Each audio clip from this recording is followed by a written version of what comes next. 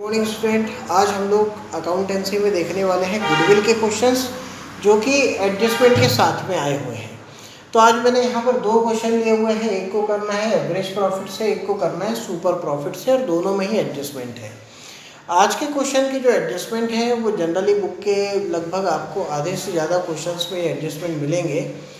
तो अब one by one in सभी चीज़ों को हम लोग शुरू करते हैं कि हमको किस तरीके से यहाँ पर क्वेश्चन को सॉल्व करना है। तो पहला क्वेश्चन देखते हैं। देखिए यहाँ लिखा है calculate goodwill on the basis of 2 year purchase of average profit. आपको एवरेज प्रॉफिट के बेस के ऊपर में गुडविल को जो है वो निकालना है। अब ईयर दिए हैं आपको 17, 18, 19। इसके जो प्रॉफिट दिए हैं वो आपके पास में 35,000।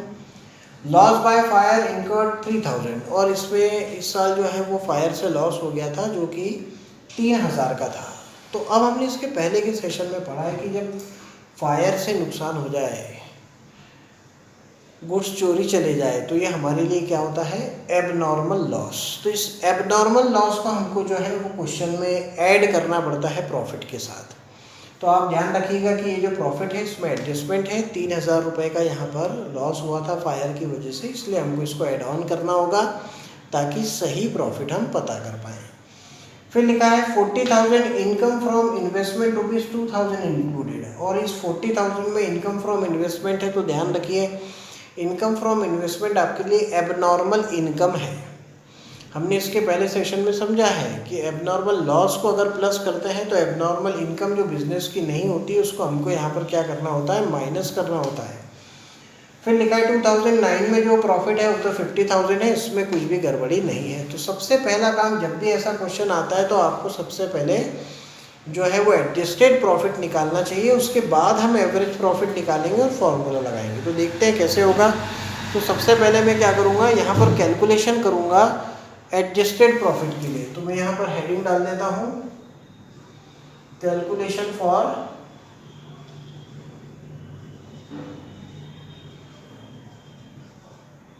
Adjusted profit.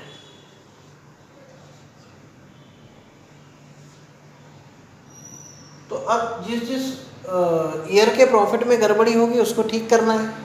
तो मैं यहाँ पर 3 कॉलम बना देता हूँ। मेरे पास 3 कॉलम मैंने बना लिए।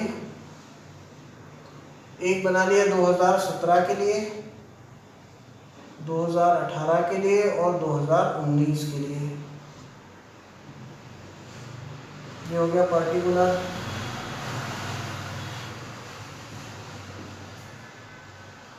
अब देखिए मैं सबसे पहले यहाँ पर जो प्रॉफिट है जो गिवन है उनको लिखता हूँ। तो मैं यहाँ प्रॉफिट लिख रहा हूँ। सबसे पहले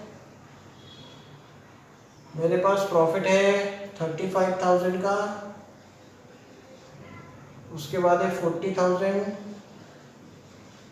और उसके बाद में है 50,000। अब इसके बाद जिसका जो एडजस्टमेंट है मैं उसके साथ करने वाला हूँ। जैसे यहाँ लिखा है लॉस बाय फायर 2017 के प्रॉफिट में 3,000 का था, तो ये ऐड हो जाएगा क्योंकि एबनॉर्मल लॉस है। तो लॉस बाय फायर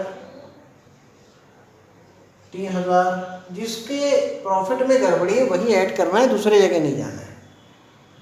फिर लिखा है इनकर्ड इनकम फ्रॉम इन्वेस्टमेंट 2018 में, तो ये एबनॉर्मल इनकम है तो इसको माइनस करना होगा। तो मैं यहाँ लेस लिखूंगा income from investment.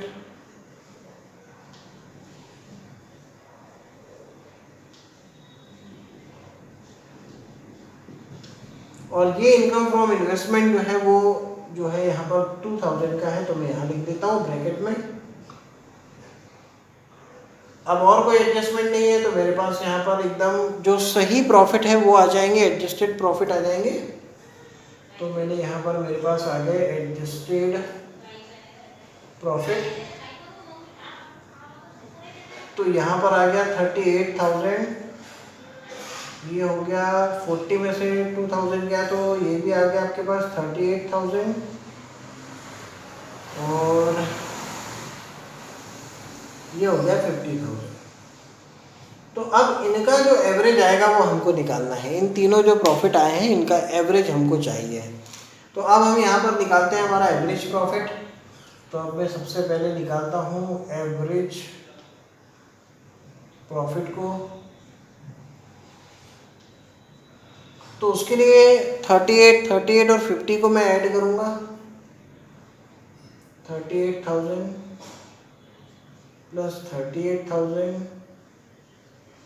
Plus 50,000 divided by 3, क्योंकि 3 जो है वो ईयर है तो हमको 3 से उसको डिवाइड भी करना है।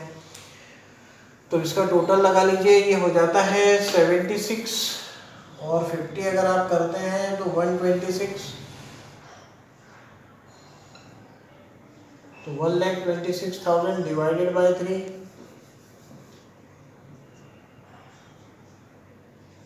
तो 42,000 हमारे पास में जो आया वो एवरेज प्रॉफिट आ गया।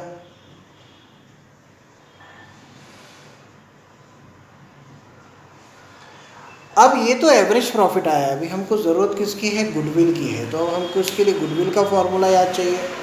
तो हमारे पास गुडविल का फॉर्मूला है, goodwill is equal to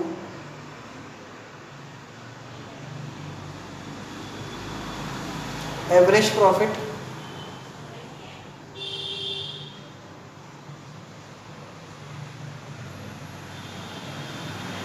into number of purchase year.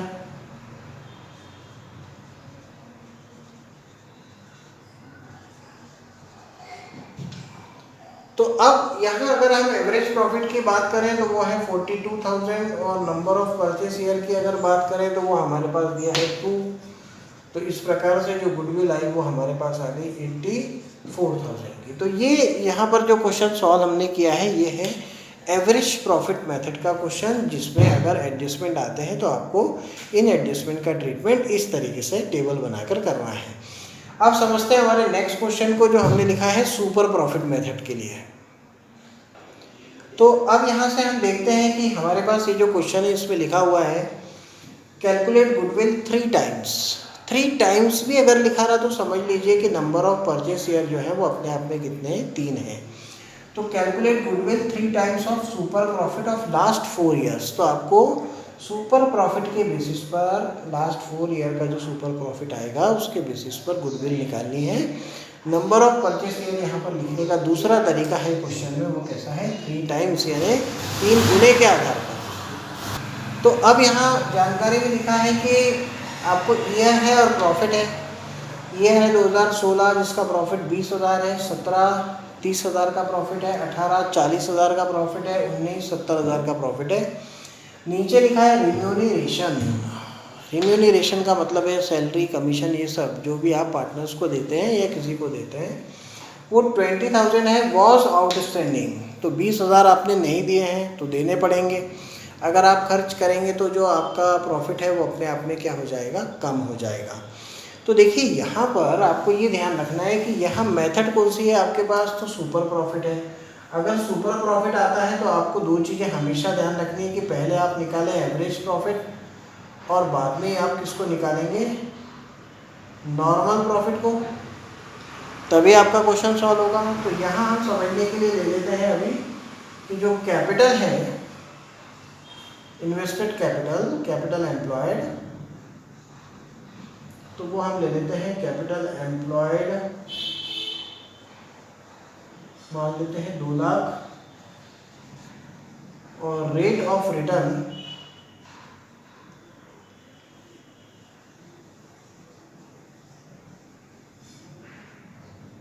ये है 10%। तो अब अगर क्वेश्चन सॉल्व किया जाए तो पहले लाना पड़ेगा एवरेज प्रॉफिट। पर ध्यान रखिए कि ये जितने भी ईयर्स के प्रॉफिट है इन सबको हमको ऐड करना है, और जब एवरेज प्रॉफिट आ जाएगा तो फिर हमको एडजस्टमेंट करना है। तो अब देखिए क्या करना है कि यहाँ पर जब भी रिम्यूनरेशन आ जाए तो इस रिम्यूनरेशन को हर साल अलग अलग माइनस भी किया जा सकता है। हर साल के प्रॉफिट में से अलग अलग भी माइनस कर सकते हैं, और रिम्यूनरेशन को एवरेज प्रॉफिट में से भी माइनस कर सकते हैं। तो ज़्यादा आसान पड़ता है एवरेज प्रॉफिट में से माइनस करना। तो मैं यहाँ पर सबसे पहले क्या करूँगा, पहले निकालूंगा एवरेज प्रॉफिट।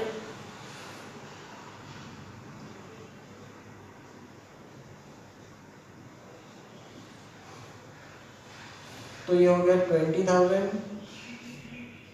प्लस 30,000 प्लस 40,000 और यहाँ पर अब मैं प्लस कर देता हूँ 70,000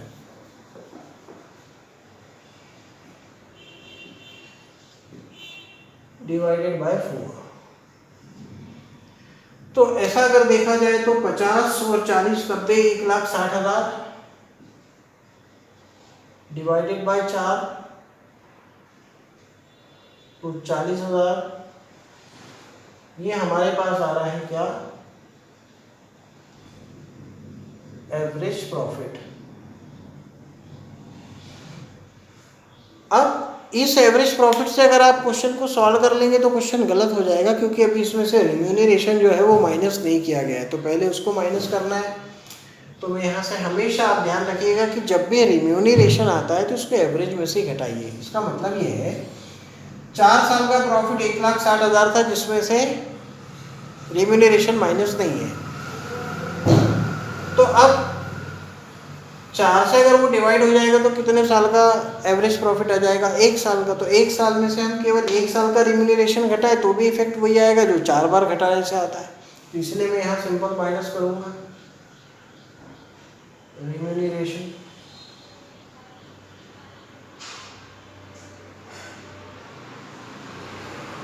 तो अब ये आ गया आपके पास एडजस्टेड एवरेज प्रॉफिट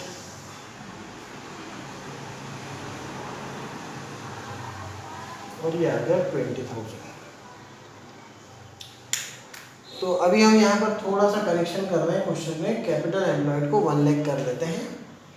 तो एवरेज प्रॉफिट तो आ गया, इसका इस्तेमाल होगा, लेकिन अब दूसरा चाहिए हमारे पास कौन सा, नॉर्मल प्रॉफिट। तो नॉर्मल प्रॉफिट के लिए फॉर्मूला हो जाएगा आपका average capital employed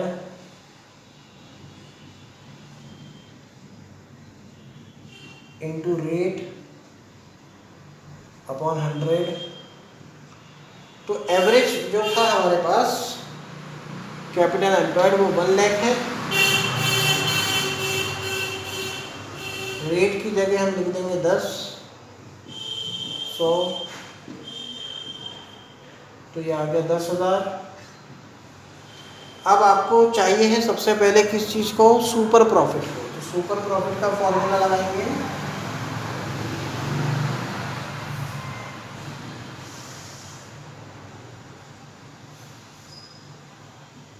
average profit